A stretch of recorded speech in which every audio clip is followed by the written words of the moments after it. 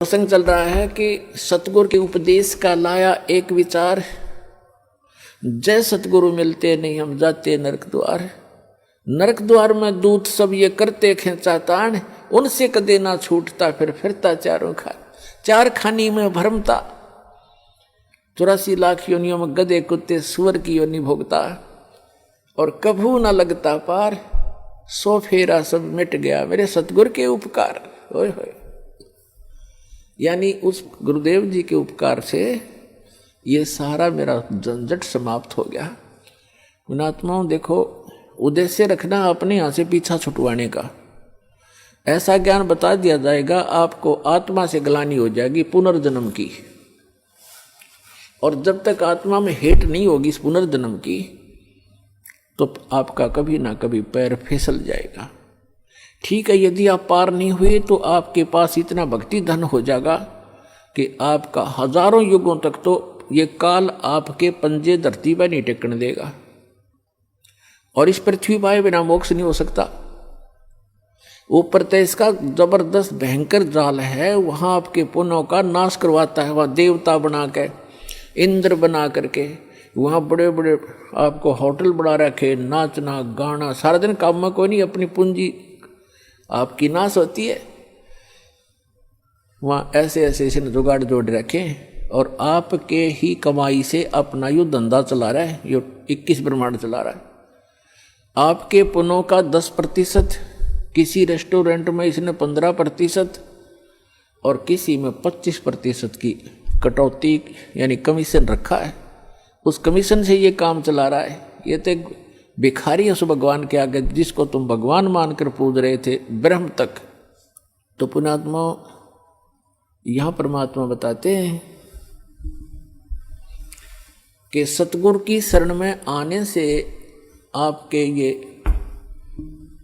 सभी संकट दूर होंगे, जन्म और मृत्यु का रोग नाश होगा। इसमें प्रथम तो आपको बताया कि गुरु होना चाहिए, और गुरु भी सच्चा हो, सतगुरु हो। तो सतगुरु की जो पहचान आपको बता दी गई है, और जब तक सतगुरु नहीं मिलेगा आपका मोक्ष नहीं हो सकता। उसके बाद फिर दूसरा आता है कि नम्रता हो। सत्संग में जब प्राणी आवे तो केवल ये उद्देश्य रखे। कैसे?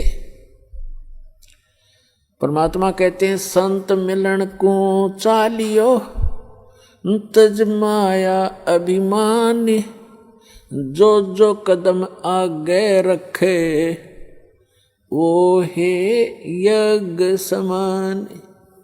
संत मिलन को चालियो तज माया अभिमान, और जो जो कदम आगे को रखे सो सो यज्ञ समान।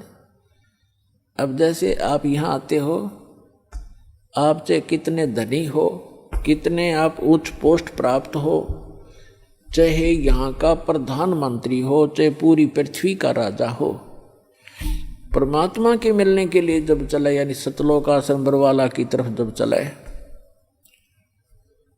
कहते हैं संत मिलन को चालियो तज माया अभिमान,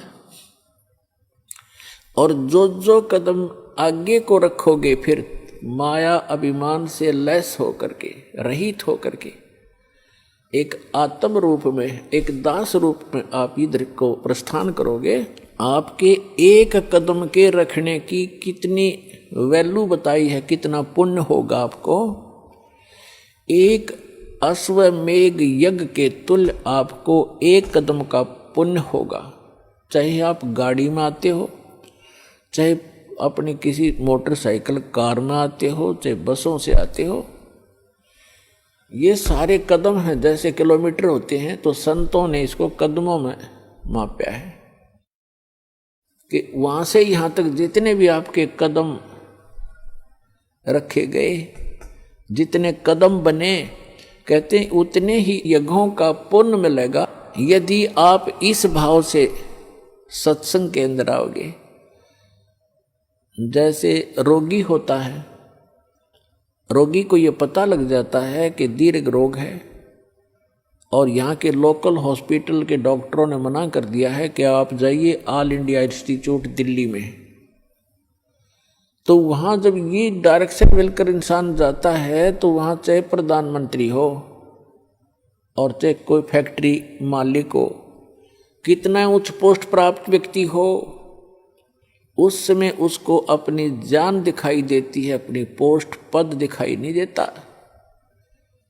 डॉक्टर कहता है लेट जाइए, वो तुरंत लेट जाता है। डॉक्टर कहता है ये कपड़े निकाल दीजिए, तुरंत निकाल के रख देता है। उस समय उसके नखरे खत्म हो जाते हैं और तभी वो उपचार प्राप्त करता है। जब तक डॉक्टर के आज्ञा का पालन करता रहे, चाहे कुछ भी कहे वैसे ही, जहाँ लेटने को कहे वहीं लेटना पड़ेगा, जहाँ बैठने को कहेगा वह बैठना पड़ेगा, और कहेगा मुंह खोल सांस तेज ले, वो सारा कुछ करना पड़ेगा। तो तभी वो अपना उपचार करवा पाएगा।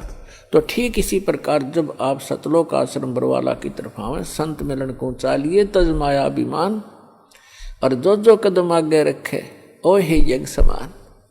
तो आपको इतना पुण्य मिलता है यहाँ आने का। आप क्योंकि संत है नहीं पृथ्वी पर कोई, संत मिलन को चालिए, संत की तरफ चलने मात्र से इतना लाभ है, फिर यहाँ के लाभ होगा वो तो गिनती नहीं।